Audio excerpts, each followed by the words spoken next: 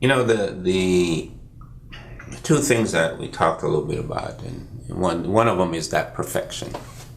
Now, I like to call that perfection the way of God. That imperfection is, again, that selfishness that you talk about. I want to talk about something you just mentioned about the perfection of the universe and the placement of the earth in this golden lock place, this perfect place that a skosh, a movement either place can lead to destruction. That's beautiful because, again, that's what I believe God has put in place for us as humans. Just like you said, He's shown us the way. Move to the left, move to the right. You're going to get destroyed. And that's why sometimes I struggle with this concept of balance. Okay? Because, you know, I may be incorrect, but... Isn't that balance? Well, in effect, I don't know if it's balance, but I'll just say staying in that place is important. And the reason I say that, let's use an example. Today, we understand scientifically that we live in the perfect place. Yet, we as scientists are pursuing efforts to find other places to live and modify the environment of those places so that we can pretend to live in perfection. See, I think that's the same thing we do as humans. We are applying the same principle we talked about as us. We know this perfect life. We understand or have knowledge to some extent of this way, of this perfect life. Yet, because of our selfishness, we're choosing other options. We're pursuing other avenues. We're pursuing other ways that we are saying it's ways to God or it's ways to live. There's other planets that we say, okay, today they don't meet the conditions that we understand to be perfect. But you know, we're going to go there anyway, and we're going to make them perfect by adjusting the environment, by applying some of the principles that we understand here, over here. And then we're also going to call that earth. We're also going to call that the perfect place to live. We're also going to define those or apply the same principles that are applied to earth in those environments. For me, that's the conundrum. That's the problem. That's the issue. And it's the same thing from a human experience. We go out there and we go to this new place and we take these perfect principles and we wrap this place around. We wrap these principles around this place in our life. And we keep telling ourselves, hey, it's just like this other place. It's equivalent. It's the same thing. We keep fooling ourselves. We keep living, as you say, in our misunderstanding. We keep putting ourselves in where we're saying, I know there is this way of God, but my ego allows me to have an alternative that works just as good. It's just as acceptable. It's just as important. And I believe that if I embrace that, God, knowing my heart, will accept it. I don't believe that to be true, but I believe that's how people think. That's how people reason. And it was just fascinating the other day when I was listening to the billions of dollars people are spending, planning to build habitats on the moon. build habitats on Mars, build habitats in all these planets, while we look at the condition of the earth. People starving, people hurt, they're destroying the environment. So rather than invest in from a spiritual standpoint, from a God's perfection, rather than investing in the perfection, they're investing in alternatives to the perfection. Same thing with us as humans. Rather than investing in the upbuilding of the spirit, the strengthening of the knowledge that provides us the way of God, we're investing in a lot of knowledge that defines different ways to God, which in effect are ways away from God, are ways away from the perfection. As you say, the earth is in its perfect place. Putting the earth somewhere else is not transferring that perfection. Whoa. First, I may want to challenge your understanding of space exploration and our attempts to understand the universe, and then people's scientific or science fiction, science fictional pursuits to try and get to a planet and change it, and that's all science fiction. That's some people's maybe thought of what they may want to do, but my understanding is, again, an understanding of the universe that we exist in. Mm-hmm. Through examination of this universe, we have a better understanding of our own Earth. Absolutely. Through a better examination of the moon, of our other planets within our solar system, we have a better understanding of our Earth. And so, in the true pursuit of science in space exploration, it's again not to change a planet in the overall sense of science. What you may be talking about is a piece or a group of scientists who have this thought of something they want, but that's not a representation of the of all scientists. Okay. of what we all even look for within space exploration. And what you may find today is that they're actually looking for other Goldilocks planets that are in different solar systems around the universe, as opposed to planets that they have to change. What we feel statistically, with how many stars there are and how many planets there have to be, is that there should exist other planets that have Goldilocks qualities that would allow life. And when they say life, they don't necessarily mean even humans. They may just be talking about microbes and so on and so forth. So it's I would say a little unfair to judge all of science and science exploration in the sense of trying to go out and change the habitat, as opposed to understand where it is that you live, and knowing again that the earth is not the universe, that the entire thing is, and that there's also exploration of the sea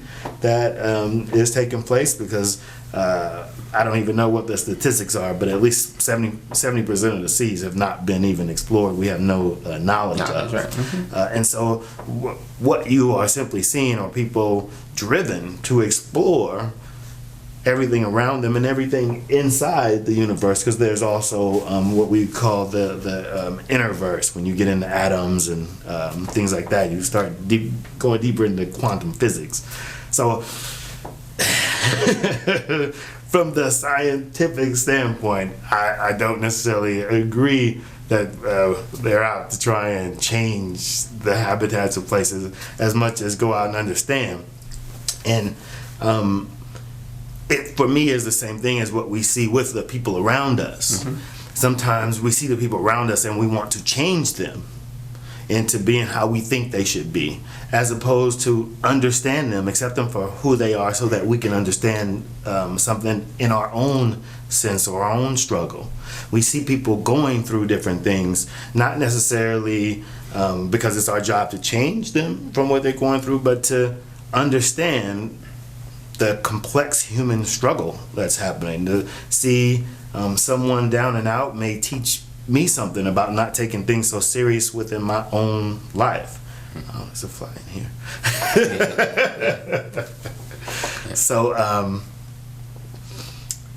the fly completely threw me off. But one of the things also that you touched on was staying in the same place, in the sense of scientists trying to leave and go somewhere else, and what the struggle or what balance actually is.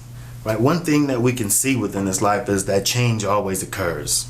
Right. I'm getting older. My hair ain't the way it used to be, and a little bit grayer and whatnot. My face, and so there is no staying in the same place for me. There's always movement forward. Okay. That's God's way. That's something, again, that humans aren't doing, haven't invented, and something. This is just what we see. The sun rises and falls, but time is progressing. And so there is no staying in the same place. There's always movement. Now, do we accept that movement as change, as whatever? Do we accept that we're getting older? Do we accept that things change? Or do we reject it? Do we say, no, and now try and force our sense of, we need to stay in the same place. We need to just walk this one way. And to me, that's not the way of God. The way of God, again, is change, is constant movement. And so struggle or balance has to occur so that I can walk forward, so that I can move forward. A left or right is needed in order for me to continue to progress. I can never say that left is bad or right is bad, or the sun is bad and the moon is bad, or, even in the sense that good is the only way or bad is the only way. When bad exists within God's perfect universe, bad has its place. My need to stop and gather myself in the sense of the point of sadness, of grief, of being down, is a time for me to stop and reflect. Not just say, and continue to plot my way forward no matter what. Because if I don't stop and reflect and review what's happening in my life, then I might not be able to find that balance, find that harmony. I may just plot my way forward and be this great CEO, be this great rock star, be this great superstar, and not have my family around me, not have those people that really care about me, just the money, the fame, the fortune. And so a balance of struggle for me is, again, that human experience that just must exist for my own growth.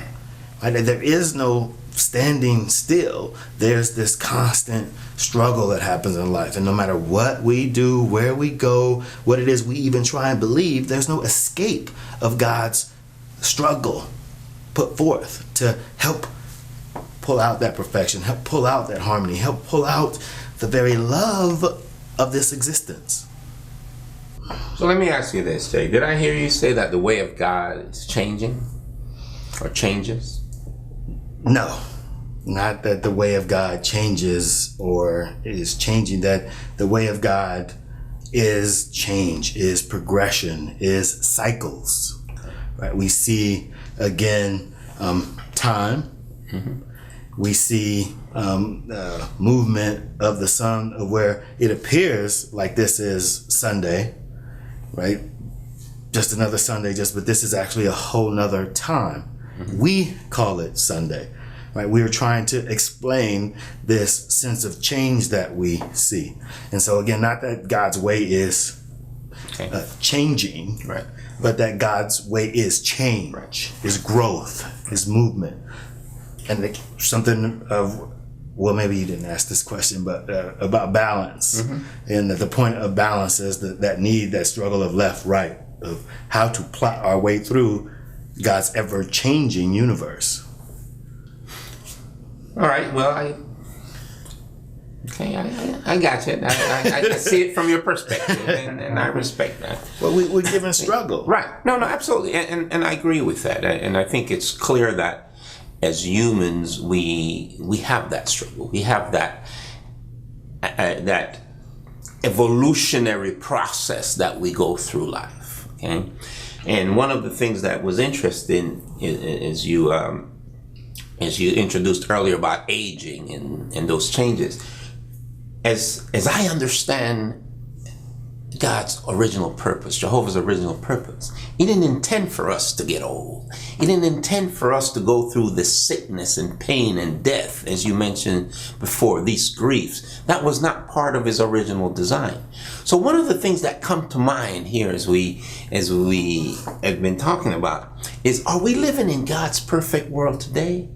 As you said, perfection is now, is the now, or are we living in an imperfect world? Are we living in a world full of, I'll use the term, distractions or distortions of God's perfect world? It's perfect human existence. It's perfect human actions and behaviors, the same principles that you and I talk about. A world full of people practicing love. A world full of people looking out for each other, not saying I made a bunch of money, but we made a bunch of money. And I'll use the example. I was thinking about this the other day. Within the current environment, and I'll use Trump, he says he wants to revoke Obamacare. So let's just step back and say, what was the objective of Obamacare? It was to ensure all people have access to medical care. That is a beautiful cause. That's a really loving purpose. But within the environment that it was implemented, an environment of greed, now the element of profitability was introduced. So now you have an industry that's saying it is not profitable for us to participate in an environment where we can provide equal access to all for healthcare. So we're going to step back and we're going to withdraw, or no, maybe we're not going to withdraw. You know what we're going to do? We're going to share the potential loss that we would experience in this part of the market across everybody else. So everybody's going to feel the pain. So now the other 75% of the people or so that are feeling the pain, now what's their issue? Rejection. Their rejection. As you mentioned, they don't say, well, this is in the best interest of all of us. By me participating, by me contributing, all mankind benefits. So that's, again, to me, as I go back to the God's original purpose, He was going to ensure healthcare is available to all. That is, we won't have all these sicknesses and diseases and stuff that exist today. So we wouldn't have to deal with the pain and suffering. So that's my view of Jehovah's original purpose in His creation. So I don't believe we live in His perfection today. I believe we live in the imperfection of the world, introduced again back to the garden by the concept of Satan.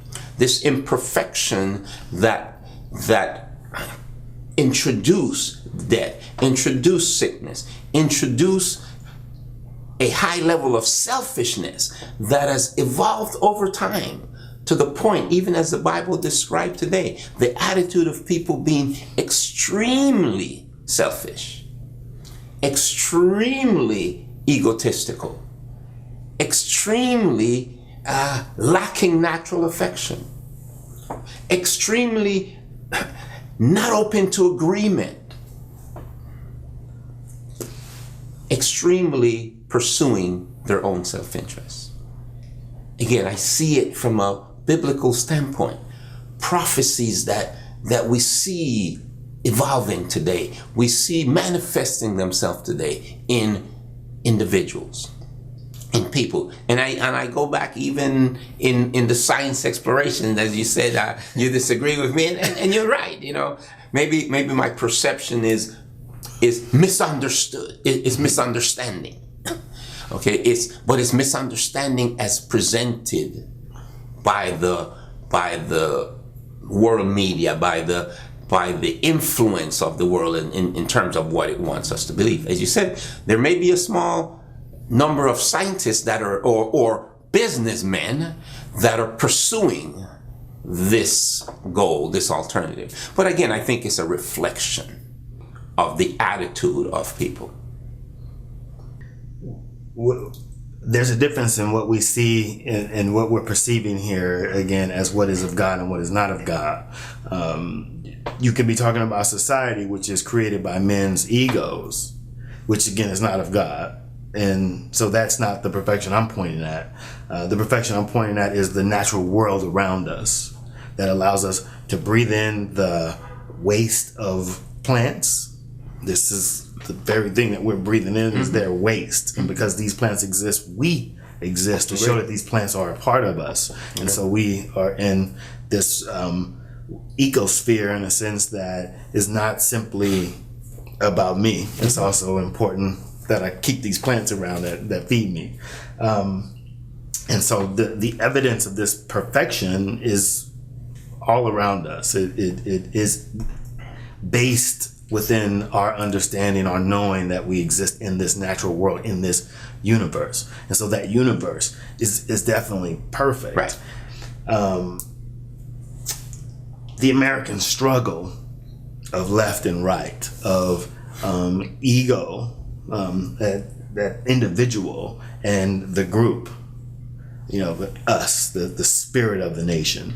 That's what we experience within our political system, is one within the issue with Obamacare. People want to also ensure that they have good health care. And so they don't want a system of where they lose their good health care for the sake of trying to spread out a system that wouldn't be able to take it. Our current system, what a lot of people don't understand, is not healthcare. Our current system is individual person care. And so whatever that individual person may want or need or whatever they get, their doctors aren't actually trying to do the very best thing for them as much as they're also trying to make the most money for them and their business. Right. Within America, if you don't do what's best for the corporation, you may be jailed.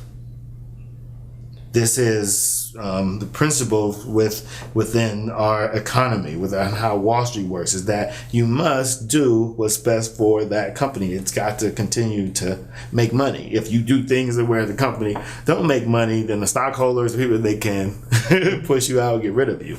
And so there's this imbalance or issue that we have within our economy of where it's based on greed. Or imperfection. That imperfection, that imperfection again is a sense of only seeking to have profit and not seeking to do what's the principle of the very spirit of the business, which is provide good health care, right? One goes over the other, and that creates that imbalance, that creates that imperfection. But they both exist no matter what. And so we don't seek to get rid of one or the other, because if they sought to only just do healthcare and they did not care about if that system that gets created is going to be able to sustain, is going to be able to be and provide healthcare, then that's imperfection. And so again, for me, perfection happens when we can find that balance, find that equilibrium that again we see within the natural universe. And my final point of going back to say that God didn't initially intend it to be death and so on and so forth, I see no evidence of that. I hear men talk about something of where they can believe that there was a time of where there was only one without the other, where there was just life with no death, where there was sun with no night. I hear people talk about something that within this natural world, which is out, within this natural world, there is no evidence of. Within how we see it function, how we see it work, how it is today, how we've seen it historically, it has always functioned in this way of left, right, up, down, dualism. And so again, to say that the original way was non-dualism, was where we just lived and did not die, I have no understanding of that other than it's presented from certain cultures, but not as understood by all spirits on this earth. Most of us feel or are trying to simply explain what we have now. And even as science digs into it to talk about something like time, we find time is simply an illusion. It's not really the truth of things. It's what we've done to explain how we are perceiving the natural world around us. But not to say that God created time to be this one set thing, but that we as men are simply interpreting the natural universe as provided to us by God. And so time is something created of the ego, in my humble opinion. And something, because I wrote down what I may agree in you with is that the ego did not always exist in the sense of man's great intelligence is what now brings this ego into the earth. There's been this great change. Before, we existed with all the rest of creation, living in that creation, and as time has gone, we've seen something change. We've got these brains that have allowed us to now be able to buck nature and kind of go our own way. And in going our own way, bucking nature, no longer just being a part of it, but now looking for our own sense of things, there is this change that we may see within the world. But I would say that that's more because of the birth of the ego that's happened within last 50,000 years or so, when some of us feel that the earth is, billions of years old. And in that time, men did not always live the way that they live now. I think that the concept of man did not live in the early days the way that they live now. I think I agree with that. And from my standpoint, I've read and understood evidence from a biblical standpoint that men did not live the way they did today. One, where I disagree with you, again, from a biblical perspective, and I'm sure I could go find some anthropological evidence that early man lived longer than man today. Okay, that the lifespan of man, at least from a biblical standpoint, was much longer in the early part of creation as it exists today. So in effect, I agree with you that the lifestyle and the ego and the manifestation and the dominance of that ego clearly grew or say enlarged as man transitioned through life, as we've discussed, as man gain knowledge, they gain some understanding, and then they begin to, as you said, buck or redefine that understanding. Or in a lot of ways, as you say, they come up and say, well, what if this happened? What if I made this adjustment? What would be the impact? What ifs? And I think a lot of human evolution, human destruction, if you would say, although I believe a lot of it is prophetical, but a lot of it goes back to man focusing on their emphasis on the what ifs. What if I did this? Go down that road. Not taking that knowledge, not taking that understanding to say, okay, as you mentioned, Jehovah put us in this perfection, in this world that we all have to support each other in order to exist. Plants provide us, the oxygen that we need to survive.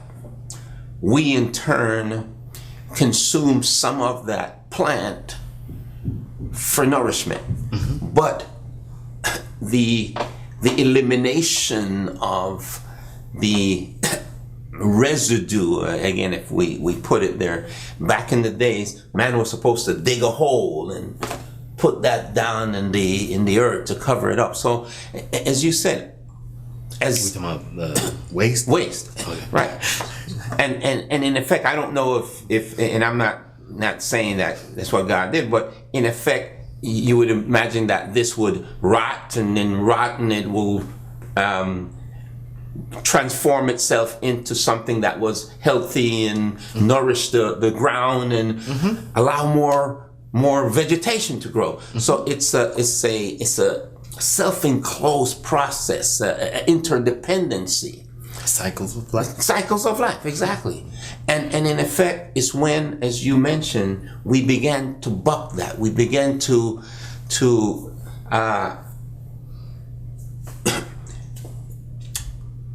try to speed up the cycle or modify the cycle for profit purposes. And I'll use this example.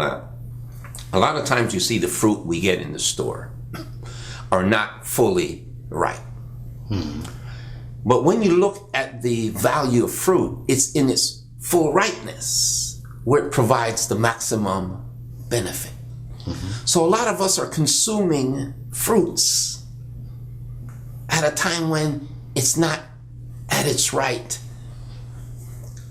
level to provide us the nourishment. But we believe and we tell ourselves it's just as good.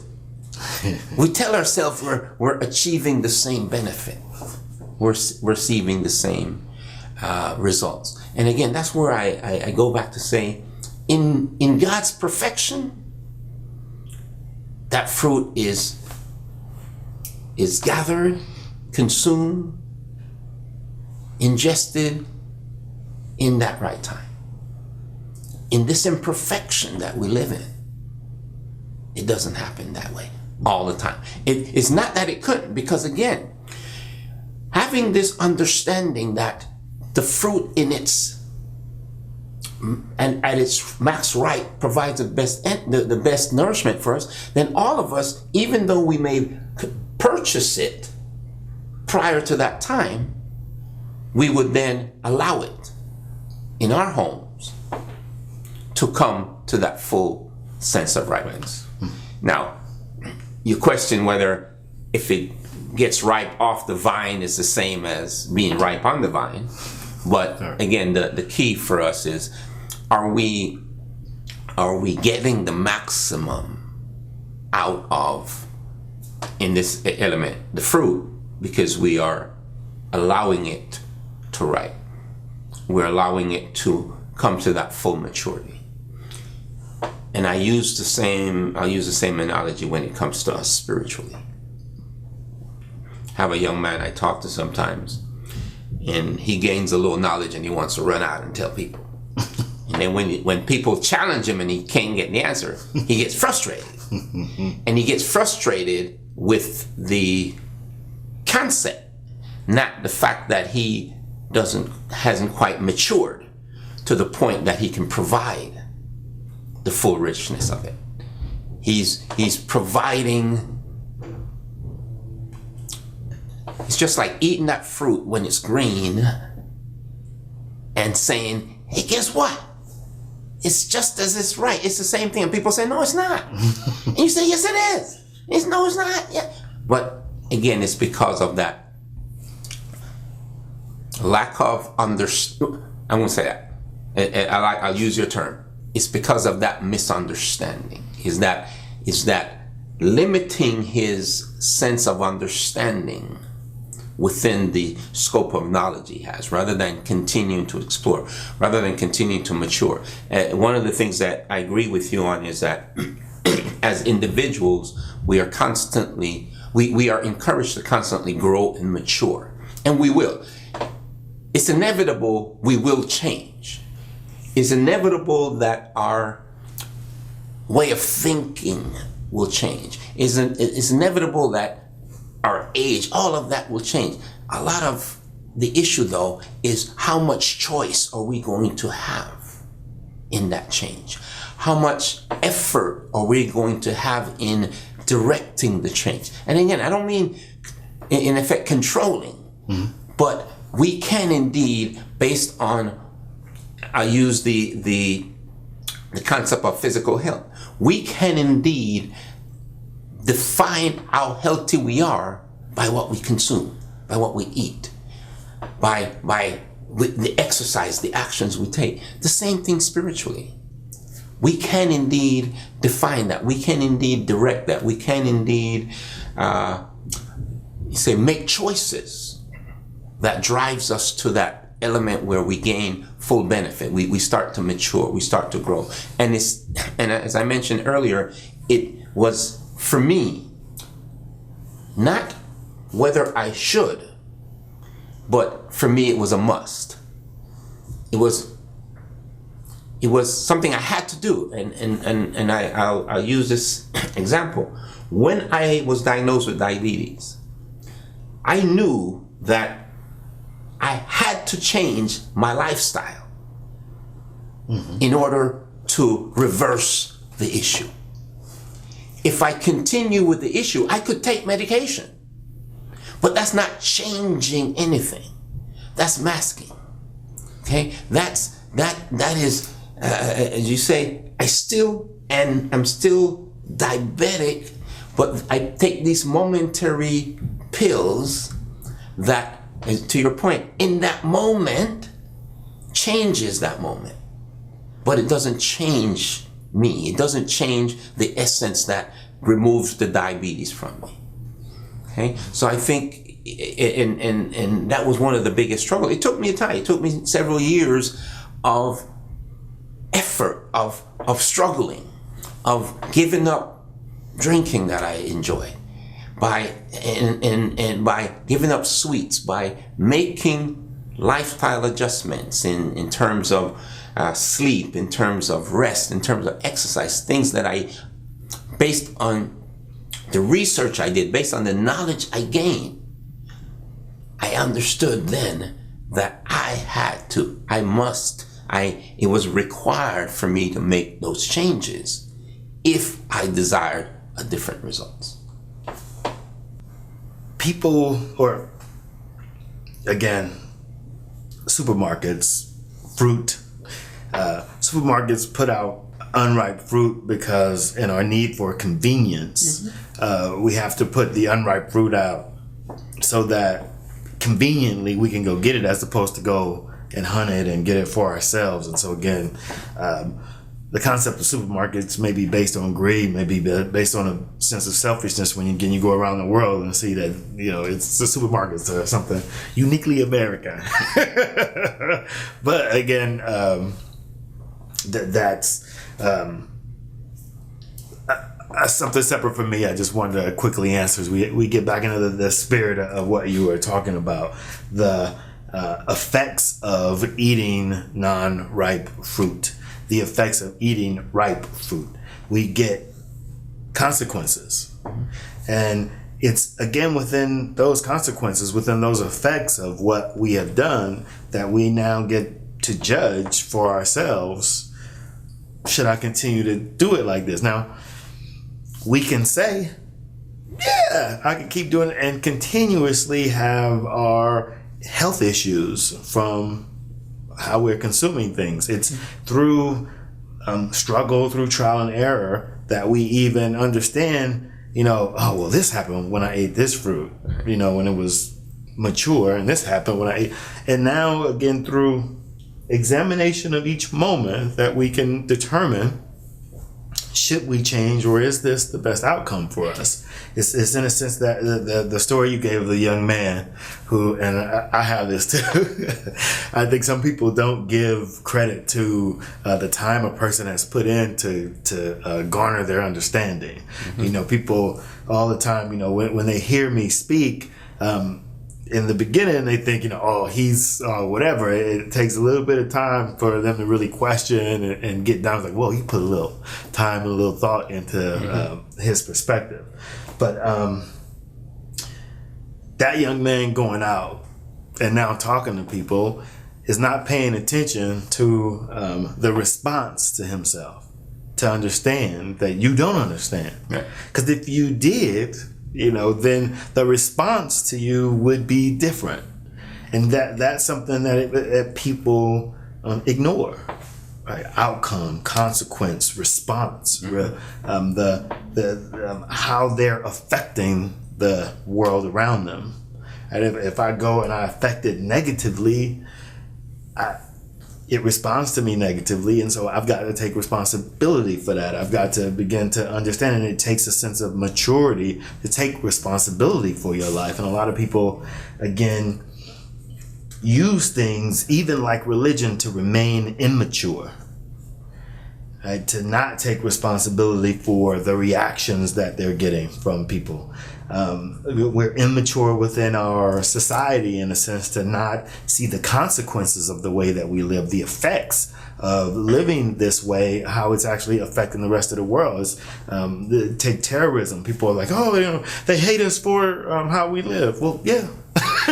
If we're greedy and we're consuming more of the world's resources, and we're only 7% of the population in a sense, and we're consuming more than everyone else, then they might be responding to us negatively. Something I believe is that if we want to truly tamp down terrorism, then we have to maybe change our approach to people who are not Americans, people who are not within the Western society of things, where all the resources are, right? There's no real resources here in the Western world. There's more resources in these other places where these people are upset with us. Well, I think that's a topic for another time. I like that. But you see, again, I understand what you're saying, because I come from a different country. I come from a country that I experience American. I don't want to use the word imperialism, arrogance to some extent. I experience that Americanization of my country in the sense that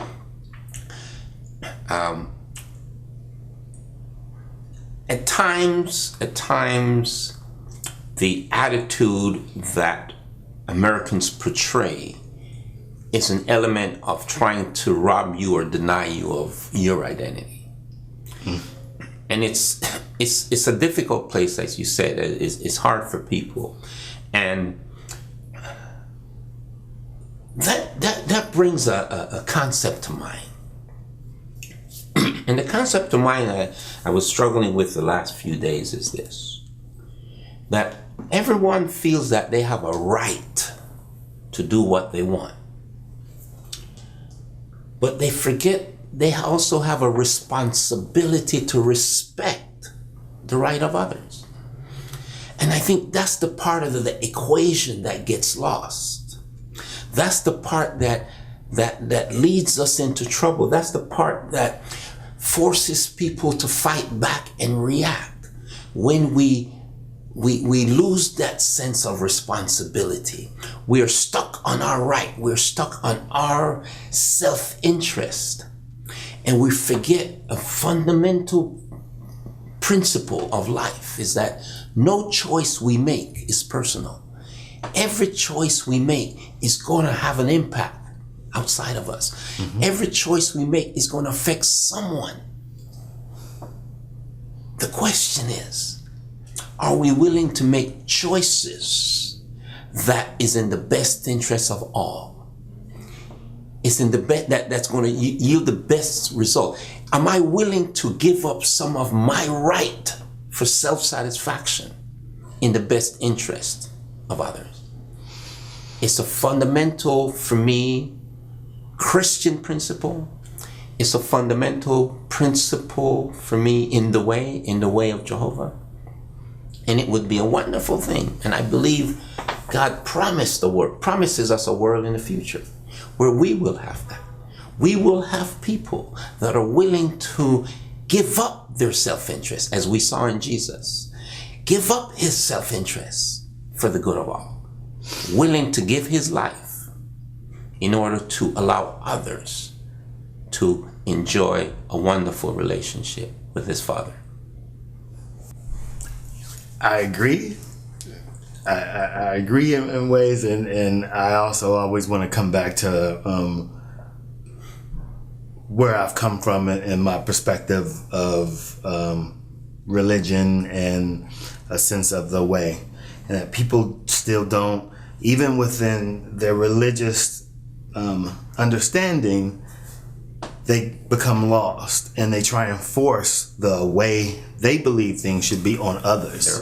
And so even in their sense of, this is what's best for you.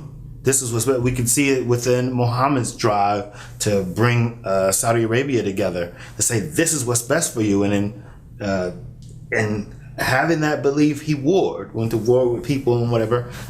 Same way of what we see America go. Look, this is the best way. This is the right way. And so instead of actually, checking to see if that was actually, okay for people, just forced it on them in a sense of saying that this is what's right. This is what's best for all of us, right? Not taking responsibility for the response that they're getting from those people.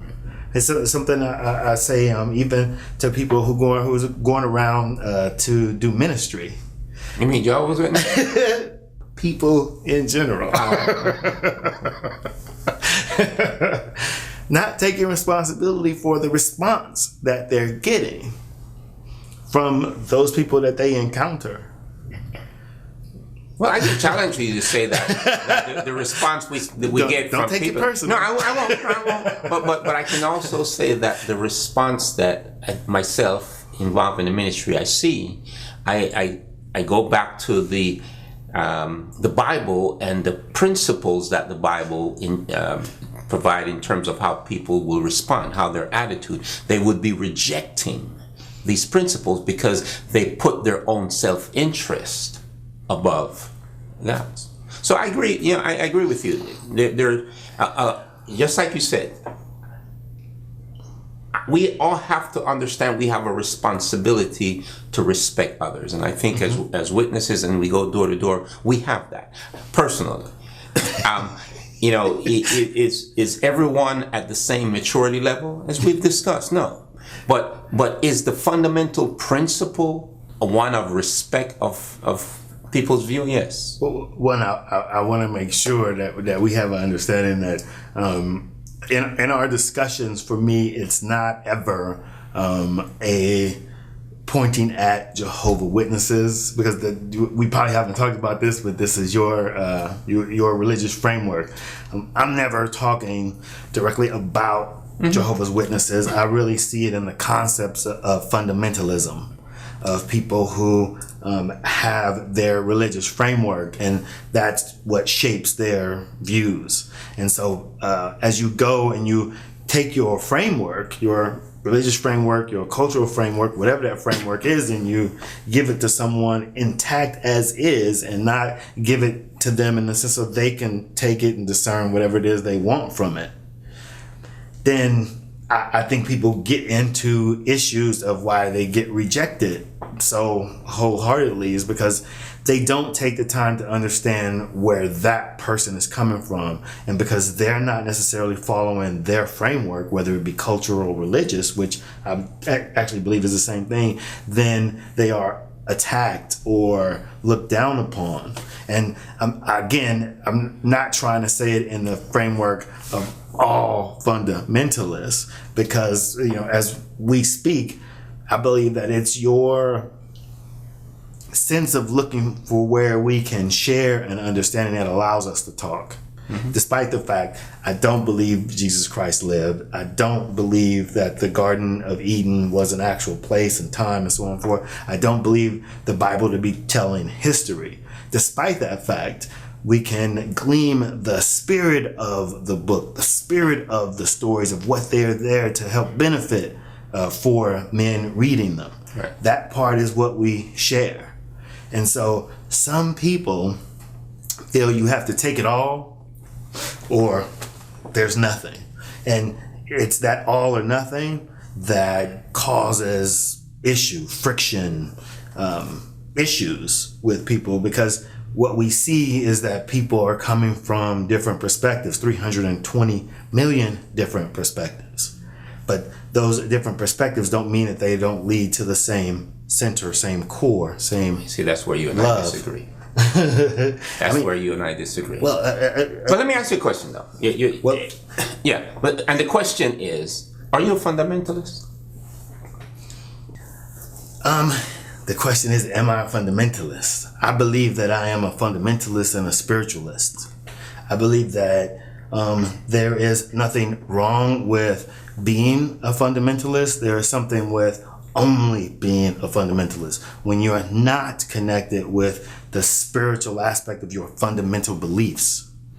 And so I have fundamental beliefs of how I believe the universe works, and thereby that inspires my fundamentalism. But I have a spiritual belief that there's a central core to it. There is a deeper understanding there, not just what we see, but also something of what we feel. And so I again only speak to the imbalance of, when I say fundamentalists, is people who are like racists.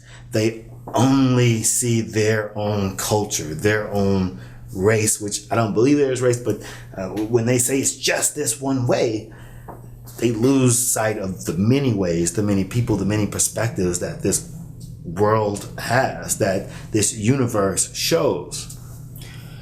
We see, Jay, it comes full circle.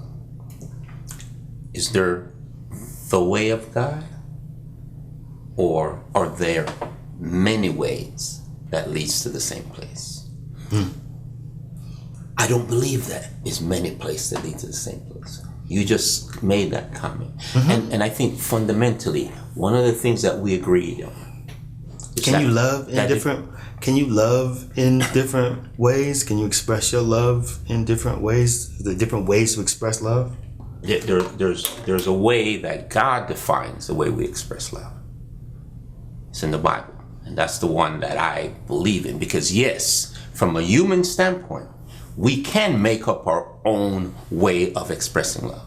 Our own selfishness in expressing love. Okay? So the you say the essence that I wanted to share here is that there is a way to truth. There is a way of God. There's many ways today that are defined as ways to God. And as we just talked about, that article, and we started the discussion on, that today there's believed to be 320 million paths that leads to the same place. Well, to quote Jesus said there's only two. That's it. He said there's two roads. And that there's not 320 million. And there's one road that leads to God, and the other one leads away from God. That's what I believe, Jay. That's my foundation. I truly believe there's a way to truth. But see, what you're doing is taking something that's very deep and trying to flatten it, right? And so the fact that there's all these different people means that there's all different egos, but then there's only one spirit.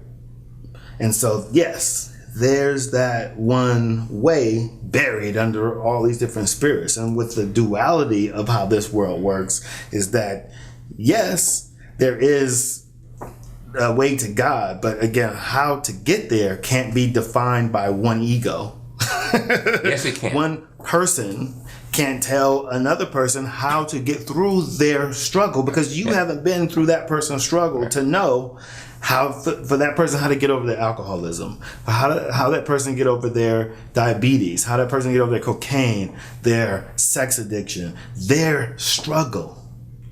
So how that person gets to God by determining how to change, how to whatever, is different ways of getting to acceptance, to getting to love, to getting to accepting of myself, loving of myself and loving of other people. In order to get to that love, I have to get to that understanding. And religion, culture, is simply different understandings. Like, there's many ways to get to the number 10. It ain't just 5 plus 5. 9 plus 1, 2 plus 2 plus 2 plus 2 plus 2, and all those ways get you to 10. And this is my very point, that acceptance of oneself doesn't have to happen in just one way. Acceptance of one's self happens in many ways.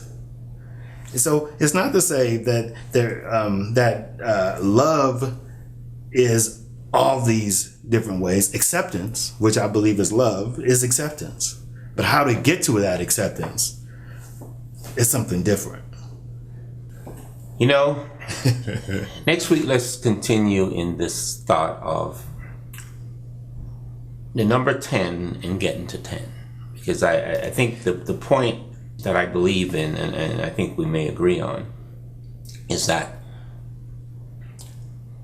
as you indicated, each one of us have our struggles, and each one of us have our perspective.